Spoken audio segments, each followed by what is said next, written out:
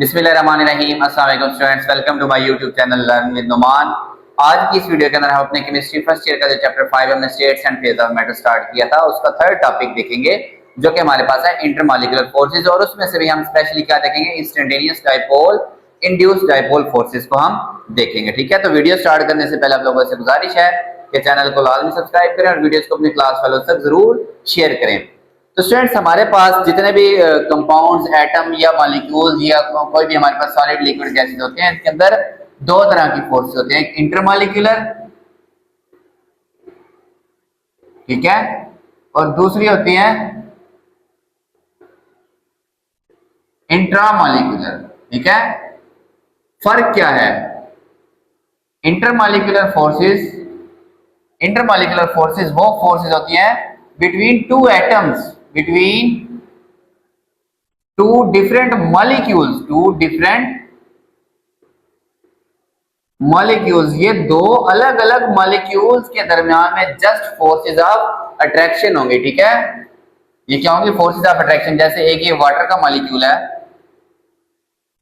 इसी तरह से लेट्स सपोज ये दूसरा वाटर का मॉलिक्यूल है, तो इसकी ऑक्सीजन और इसकी हाइड्रोजन के दरमियान, ये दो अलग अलग मॉलिक्यूल्स के दरमियान ये जो फोर्सेस है, ये है इंटरमॉलिक्यूलर फोर्स। ठीक है, जबकि इंट्रामॉलिक्यूलर, एक ही मॉलिक्यूल के एटम्स के दरमियान the force which holds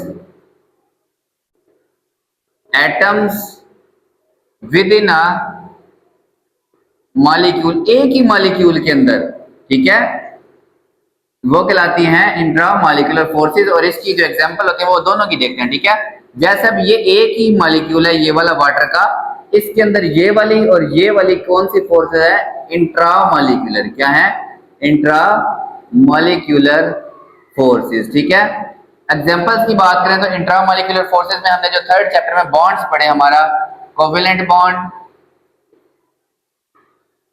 ionic bond, coordinate covalent, metallic, etc, ये वाली इसकी क्या है? एग्जांपल है। ये बॉन्ड्स होते हैं। ठीक है, जबकि ये होती हैं फोर्सेस ऑफ अट्रैक्शन। इसकी एग्जांपल होती है instantaneous dipole, induced dipole forces. दूसरी होती है हमारे पास डाइपोल फोर्सेस।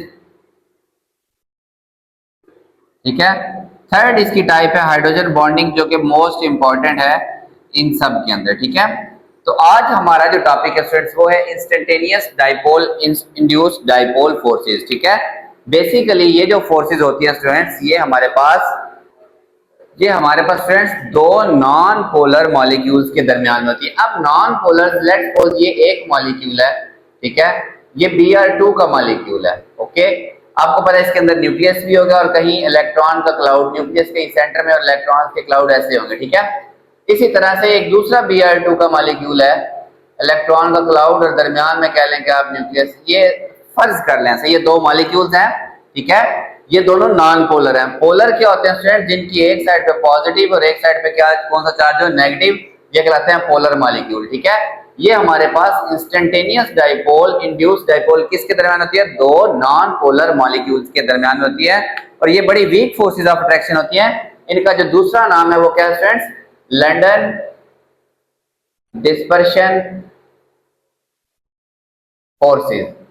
अब ये जितने भी टॉपिक हैं स्टूडेंट्स, ये आपके समझने से ताल्लुक रखते हैं। और मैं अब आपको एक बात बता दूं, बीइंग केमिस्ट्री के स्टूडेंट, आप रट्टे लगाने छोड़ दें, कंसेप्चुअली चलें, चीजों को अपने वर्ड्स में लिखना सीखें। ये रट्टे की जान आप नहीं छोड़ेंगे तो आपके लिए बुक याद करना मुश्किल हो जाएगा। चीजों को समझें, टूटी फूटी अपनी इंग्लिश के अंदर लिखें। Majority of you can write in English, but कुछ जो स्टूडेंट्स जो उर्दू मीडियम से आते हैं, 9th-10th के अंदर गवर्नमेंट स्कूल से आते हैं, ठीक है, वो भी शुरू में थोड़ी सी परेशानी होगी, लेकिन let the time pass, 2-3 month के अंदर इंशाल्लाह वो भी इस काबिल हो जाएंगे, अपने वर्ड्स में वो लिख सकेंगे। ठीक है, तो आपने इसका कंसेप्ट समझना है, दो non polar molecule.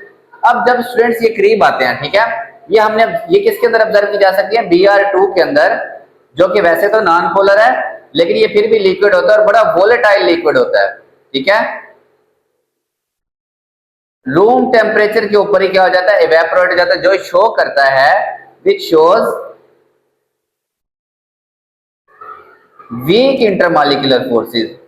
Week intermolecular forces are present, ठीक है, जिनका क्या नाम है, इंस्टेंटेनियस डाइपोल या फिर London dipole, London dispersion forces, ठीक है। अब ये क्या होगा स्टूडेंट्स, ये इलेक्ट्रॉन का क्लाउड इस इलेक्ट्रॉन का क्लाउड को क्या करेगा, रिपेल करेगा।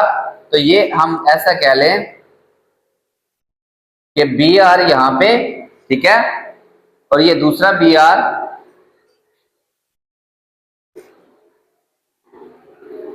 ये ना बुक पे आपके ऐसे ही बना हुआ है, लेकिन एक्चुअल में ना ये बी आर और बी आर, एक साइड इसकी पार्शियल नेगेटिव, मतलब इसका इलेक्ट्रॉन पेयर, इसके सारे ये इलेक्ट्रॉन उसके इलेक्ट्रॉन को धक्का देंगे, उसके इलेक्ट्रॉन इस तरफ आ जाएंगे और इस तरफ पार्शियल पॉजिटिव आ जाएगा। एक्चुअल में ये ऐसा सीन बनता है कि काइंड ऑफ इस तरफ पॉजिटिव और सारे नेगेटिव कहां पे आ जाएंगे, इस तरफ आ जाएंगे। इसके इलेक्ट्रॉन इसके क्लाउड को क्या करेंगे, धक्का मारेंगे, रिपेल करेंगे, लाइक चार्जेस रिपेल करते हैं।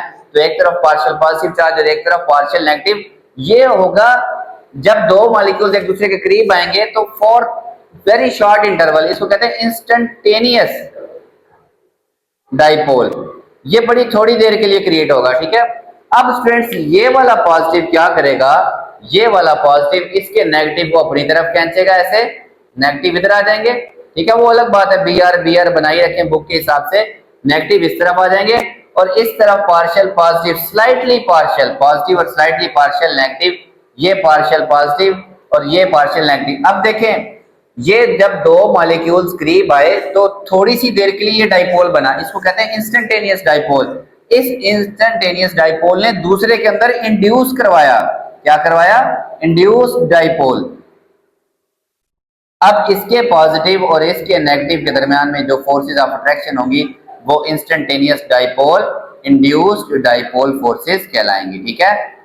ये बड़ी थोड़ी देर के लिए होती हैं। अब इसके बाद ये ब्रोमीन मॉलिक्यूल किसी और मॉलिक्यूल के करीब आ जाएगा, फिर उसके और इसके दरमियान, तो ये बड़ी वीक फोर्सेस और बड़ी शॉर्ट इंटरवल के लिए ये फोर्सेस मुख्तलिफ मॉलिक्यूल्स के दरमियान में बनती हैं, ठीक है। ये हमारे पास स्टूडेंट्स इंस्टेंटेनियस डाइपोल, जिसके अंदर दो मॉलिक्यूल थोड़ी सी देर के लिए करीब आए तो एक के अंदर इंस्टेंटेनियस डाइपोल बना, उस डाइपोल ने दूसरे के अंदर एक डाइपोल बनाया, उसको कहते हैं इंड्यूस्ड डाइपोल।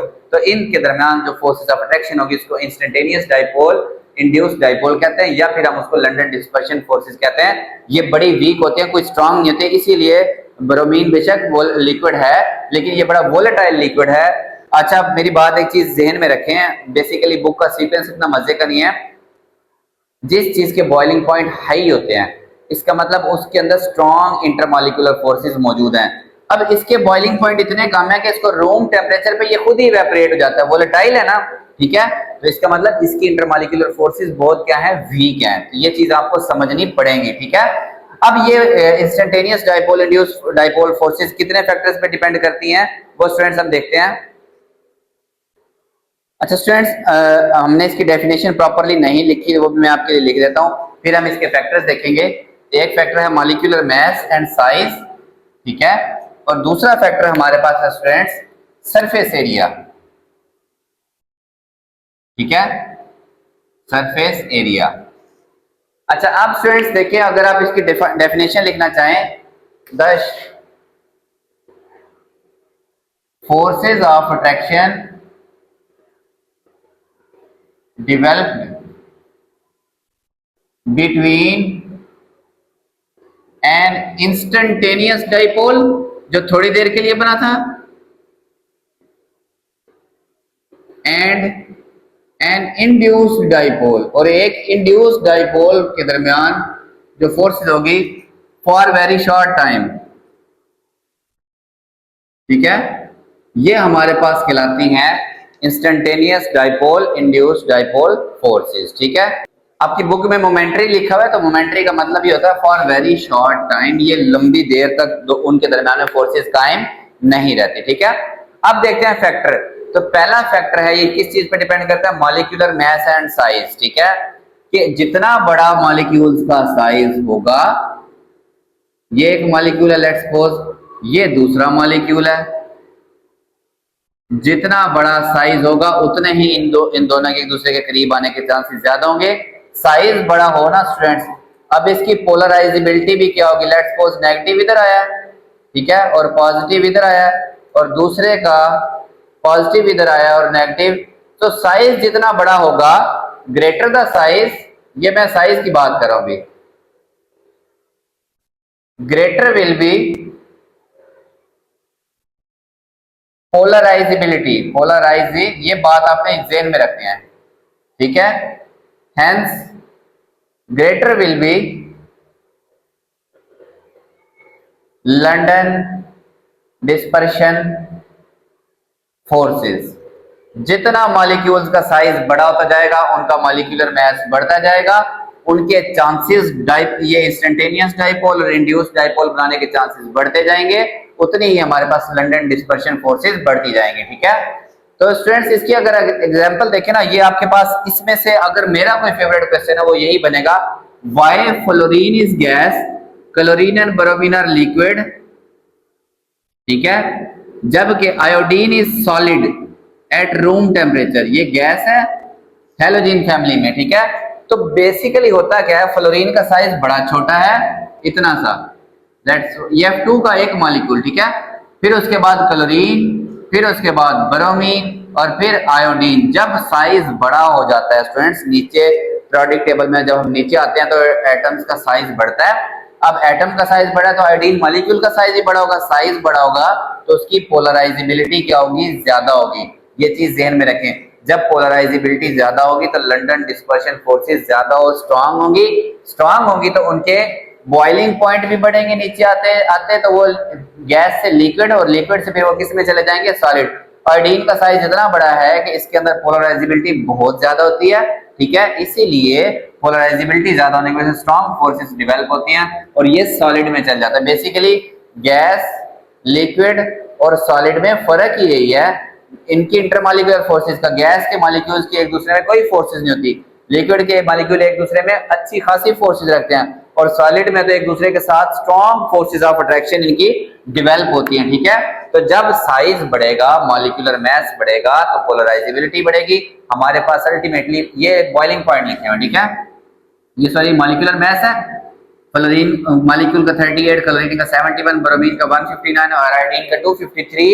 देखें मॉलिक्यूलर मास बढ़ा तो बॉइलिंग पॉइंट 85 केल्विन, इसको आप उसमें सेल्सियस में लेके जाए ना, 85 केल्विन को तो इसमें से 273 है माइनस करेंगे, ये कहीं बनेगा स्टूडेंट्स मेरे पास 73 और 12 माइनस 188 डिग्री सेल्सियस टेम्परेचर बनता है, तो ये माइनस 188 डिग्री सेल्सियस पे ही बॉयल हो जाता है। तो ये तो फिर रूम टेम्परेचर पे तो डेफिनेटली गैस रहेगा। ये 239 भी, ये माइनस कितना बनेगा स्टूडेंट्स मेरे पास 33 और ये माइनस 34 डिग्री सेल्सियस बनता है। ये कितना बनता है, ये जो ये लिक्विड है, ठीक है, ये क्या है, लिक्विड है 33, ये कितना बनेगा स्टूडेंट 73, 60 डिग्री सेल्सियस। तो ये रूम टेम्परेचर पे लिक्विड रहेगा और इसका बॉइलिंग पॉइंट ये कितना बन रहा है 373 मतलब 23, ठीक है, 158 और तकरीबन कोई 181 के राउंड अबाउट इसका। तो ये तो रूम टेम्परेचर पे फिर सॉलिड फॉर्म में एग्जिस्ट करेगा, ठीक है। तो जैसे हम नीचे आते हैं, साइज ज्यादा होने की वजह से पोलराइजिबिलिटी बढ़ती है और मेल्टिंग और बॉइलिंग पॉइंट क्या होते हैं स्टूडेंट्स, इंक्रीज हो जाते हैं, ओके। अब हम नेक्स्ट चीज देखते हैं। अच्छा, इसके साथ ना उन्होंने किसकी एग्जांपल दी है साथ, नोबल गैसेस की एग्जांपल, वो भी जब नीचे आते हैं तो साइज बढ़ता है, उनके बॉइलिंग पॉइंट क्या होते हैं स्टूडेंट्स, इंक्रीज होते हैं, ठीक है। नेक्स्ट देखते हैं हम अपना सरफेस एरिया का इफेक्ट। अच्छा स्टूडेंट्स, सरफेस एरिया के लिए ना उसने बड़ी अच्छी एग्जांपल्स दी है। ये वैसे भी आपको पता होना चाहिए कि हमारे पास पहले जो 4 हाइड्रोकार्बन हो सकते हैं CH3, नेक्स्ट होता है CH3, इसके बाद होता है CH3, CH2, CH3, CH2, CH2, CH3, ठीक है। ये 4 होते हैं गैसेस, क्या होते हैं, गैसेस। इसके बाद आई थिंक 9 या 10 तक रहते हैं लिक्विड्स, क्या रहते हैं, लिक्विड्स। 9 कार्बन तक जब चेन जाती है, जब चेन उससे ज्यादा 10 कार्बन से ज्यादा जाती है तो वो किस में चले जाते हैं स्टूडेंट, सॉलिड्स के अंदर चले जाता है, लेकिन चेन स्ट्रेट होनी चाहिए, ठीक है। यहां से हमें एक चीज पता चलती है कि अगर किसी मॉलिक्यूल का सरफेस एरिया ज्यादा है तो उसके पास ज्यादा चांसेस हैं कि ज्यादा मॉलिक्यूल्स के साथ इंटरेक्ट करके ज्यादा इंटरमॉलिक्यूलर ज्यादा इंस्टेंटेनियस डाइपोल फोर्सेस को वो प्रोड्यूस करेगा, तो उसके बॉइलिंग पॉइंट क्या होते जाएंगे, हाई। वो गैस से किस में चला जाएगा, लिक्विड। और अगर साइज उसका इतना ज्यादा लंबा हो जाता है, यानी कि उसका सरफेस एरिया इतना बढ़ जाता है, तो वो सॉलिड के अंदर भी जा सकता है, ठीक है। अब इसके लिए उसने एग्जांपल दी हुई है बुक में C2H6, इसको बेसिकली हम एक ऐसे बनाते हैं CH3 और CH3। ये मुख्तलिफ CH3 के मॉलिक्यूल एक दूसरे के करीब आएंगे, ठीक है, तो इनमें क्या होंगी, इंटरमॉलिक्यूलर लंडन डिस्पर्शन फोर्सेस होंगी। अब देखें इसमें फर्ज करें दो ही लिंक हैं, जबकि दो अगर उसने इसका बॉइलिंग पॉइंट बना -88.6 डिग्री सेल्सियस, ये इतना कम टेम्परेचर पे ही बॉयल हो जाता है, मतलब ये रूम टेम्परेचर पे तो फिर गैस की हालत में रहेगा। फिर उसने एग्जांपल दिए साथ C6H14, देखें CH3, ये मैं ओपन करके बना रहा हूँ, CH2 CH2 CH2 CH2 और एंड पे CH3। इसी तरह दूसरा मॉलिक्यूल होगा CH3 CH2 CH2 CH2 CH2 और CH3, ठीक है। इसका देखें सरफेस एरिया कितना ज्यादा है, तो एक के बजाय इसमें मुख्तलिफ लंडन डिस्पर्शन फोर्सेस हमारे पास कहीं ना कहीं पे हो सकती हैं। इसीलिए इसका जो boiling strong London dispersion forces होने की वजह से इसका बॉइलिंग पॉइंट है 68.7 डिग्री सेल्सियस। हालांकि दोनों कार्बन और हाइड्रोजन से बने हैं, लेकिन इसका सरफेस एरिया कम है, इसका सरफेस एरिया ज्यादा, तो ज्यादा फोर्सेस हैं। ज्यादा फोर्सेस का मतलब स्टूडेंट्स इनको एक दूसरे से दूर करना मुश्किल, दूर करने का मुश्किल, इनको बॉयल करना मुश्किल, तो इसका बॉइलिंग पॉइंट ज्यादा, इसका बॉइलिंग पॉइंट हमारे पास क्या है, कम है। इसके साथ एक बड़ी अच्छी एग्जांपल दी हुई है, ठीक है, पेंटेन की। अगर तो बिल्कुल स्ट्रेट चेन वाली पेंटेन हो, CH3 CH2 CH2 CH2 और CH3, ठीक है। अब ये जो स्ट्रेट चेन पेंटेन है, इसके बॉइलिंग पॉइंट है आई थिंक 36 डिग्री सेल्सियस। क्यों, सरफेस एरिया ज्यादा है, स्ट्रॉन्ग इंटरमॉलिक्यूलर फोर्सेस को एन पेंटेन कहते हैं, ठीक है। पेंटेन सिंगल बॉन्ड है सारे। ये बड़े मजे की केमिस्ट्री आपकी जब आएगी आगे। अगर इसके बजाय एक ऐसा हो कि एक यहाँ पे ब्रांच आ गई, ठीक है, बाकी फिर CH2 और CH3, देखिए उतने ही कार्बन है, 1 2 3 4 5, हाइड्रोजन भी गिन ले, 3 3 6 3 9 2 11 12 13, ठीक है। कहाँ पे एक कम है, 3 3 6 3 9 और 3 12, हाँ 12 ही होने थे, C6H12 होना, 14 नहीं होना, H क्या होना, 12 होना है। इसमें भी 3 3 6 और 6 12, जी H12 होगा, ओके। अब इसमें देखें सरफेस एरिया थोड़ा सा क्या हो गया, कम, सीधा देखें ना, इसका कम है, इसके 5 कार्बन है स्ट्रेट में, इसके 4 कार्बन है, तो इसका आई थिंक 28 डिग्री सेल्सियस इसके राउंड अबाउट कोई बॉइलिंग पॉइंट इसका होता है, ठीक है। वजह क्या है, जब सरफेस एरिया कम होगा इसकी इंटरमॉलिक्यूलर फोर्सेस क्या हो जाएंगी, कम हो जाएंगी। ये फर्ज करें इसको 5 जगह से फोर्सेस मिल रही हैं दूसरे मॉलिक्यूल से, तो इसको 4 जगह से मिल रही होंगी, ठीक है। और दूसरी साइड पे देखें, अब जब दूसरा मॉलिक्यूल इसके करीब भी आएगा ना, 2 2 और फर्ज करें वो CH3, अब ये तो इससे फोर्सेस बना लेगा, इतनी लंबी रेंज में इसकी फोर्सेस नहीं बन सकती। तो जो स्ट्रेट चेन है, जो सीधी चेन होती है, उसमें फोर्सेस ज्यादा स्ट्रांग होती है, इसमें 36 डिग्री सेल्सियस और इसका सिर्फ कितना, 28 डिग्री सेल्सियस। इससे आगे चलें, एक और ये इसको कहते हैं आइसोपेंटेन, क्या कहते हैं, आइसोपेंटेन, ठीक है। अब है नियो, हमारे पास रह गया एनपेंटेन, आइसोपेंटेन और नियोपेंटेन। ये क्या होगा स्टूडेंट्स, दरमियान में एक कार्बन, एक CH3 इधर, एक CH3 इधर, एक CH3 इधर, एक CH3 इधर, ठीक है। ये हमारे पास क्या है, नियोपेंटेन है। अब इसका सरफेस एरिया देखें, लेट्स सपोज इसके पास कोई मॉलिक्यूल आता भी है ना, मैं इसके ऊपर से ये मिटा देता हूं, ठीक है। ये क्या है, नियोपेंटेन है। अब CH3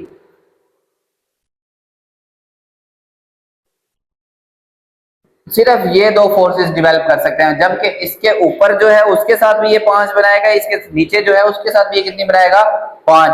फर्ज करें इसने एक ऊपर वाले के साथ फोर्स डेवलप कर ली, एक नीचे वाले के साथ, तो सिर्फ 2 फोर्सेस, तो इसका जो बॉइलिंग पॉइंट होता है वो 9.5 डिग्री सेल्सियस होता है। तो यहाँ से स्टूडेंट्स हमें एक चीज समझ आई कि जब सरफेस एरिया कम होगा, तो क्योंकि कम फोर्सेस डेवलप होंगी, तो वीक फोर्सेस की वजह से इनके बॉइलिंग पॉइंट क्या होंगे, कम। बेसिकली इंटरमॉलिक्यूलर फोर्सेस हमारे पास डिफाइन ही क्या करता है कि उस चीज का बॉइलिंग पॉइंट के ऊपर कितना इंपैक्ट है। अगर इंटरमॉलिक्यूलर फोर्सेस स्ट्रांग होंगी तो बॉइलिंग पॉइंट क्या होगा, ज्यादा। बेसिकली ये जो लंडन डिस्पर्शन या instantaneous dipole induced dipole forces होती है, इतनी ज्यादा स्ट्रांग नहीं होती। ये ज्यादा स्ट्रांग ना होने की वजह से इनके बॉइलिंग पॉइंट कम ही होते हैं। अब जब हम हाइड्रोजन बॉन्डिंग पढ़ेंगे ना नेक्स्ट टॉपिक के अंदर इंशाल्लाह, तो आप देखेंगे हाइड्रोजन बॉन्डिंग बहुत स्ट्रॉन्ग फोर्स होती है, स्ट्रॉन्ग फोर्स होती है, तो इसलिए बॉइलिंग पॉइंट बहुत ज्यादा होता है। देखिए वाटर में हाइड्रोजन बॉन्डिंग मौजूद है, पानी 100 पे बॉयल होता है, जबकि ये कितने पे बॉयल हो रहा है 9 पे, ये 28 पे, तो ये 36 पे। हालांकि इसमें 5 फोर्सेज है और पानी के एक मॉलिक्यूल में 1 या 2 हाइड्रोजन बॉन्डिंग होती है, तो 5 के बावजूद ये 36 पे बॉयल हो रहा है, और वो हाइड्रोजन बॉन्डिंग में 2 फोर्सेज के बावजूद 100 डिग्री सेल्सियस पे क्या होगा बॉयल। तो इंटरमॉलिक्यूलर फोर्सेज डायरेक्टली हमारे बॉइलिंग पॉइंट के ऊपर असर अंदाज होती हैं। ठीक है स्टूडेंट्स, तो ये जितने भी टॉपिक हैं हम केमिस्ट्री के आपने बड़े कंसेप्चुअली समझने हैं। इसके अंदर से जो सबसे इंपॉर्टेंट क्वेश्चन है वो इनके दोनों जो फैक्टर्स है ना उसी में से बनेगा। क्या क्वेश्चन को कैसे बन सकता है कि हेलोजेंस गैस है, फिर लिक्विड है और फिर सॉलिड है, मतलब फ्लोरीन और क्लोरीन गैसेज हैं, ब्रोमीन लिक्विड और आयोडीन सॉलिड है। वजह यही है इंटरमॉलिक्यूलर, उसका साइज बड़ा होता है, पोलराइजेबिलिटी बढ़ती है, जब ग्रुप में नीचे आते हैं तो वो गैस से लिक्विड और लिक्विड से फिर किस में चले जाते हैं सॉलिड में। और फिर आपसे पूछा जा सकता है कि एन पेंटेन का तो बॉइलिंग पॉइंट ज्यादा है जबकि नियो पेंटेन का क्यों कम है, हालांकि दोनों में 5 कार्बन और हाइड्रोजन, इसके अंदर भी देखें 3 3 6 3 9 और 3 12। तो आपने कहना है कि जिसका सरफेस एरिया ज्यादा होगा उसमें लंडन डिस्पर्शन फोर्सेस ज्यादा स्ट्रांग होंगी, स्ट्रांग होने की वजह से उसके बॉइलिंग पॉइंट क्या होंगे स्टूडेंट्स ज्यादा होंगे। ठीक है, तो होप्स आप लोगों को ये टॉपिक अच्छे से समझ आया होगा। वीडियोस को जरूर लाइक करें, चैनल को जरूर सब्सक्राइब करें और अपने क्लास फेलोज के साथ जरूर शेयर किया करें। अल्लाह हाफिज़ स्टूडेंट्स।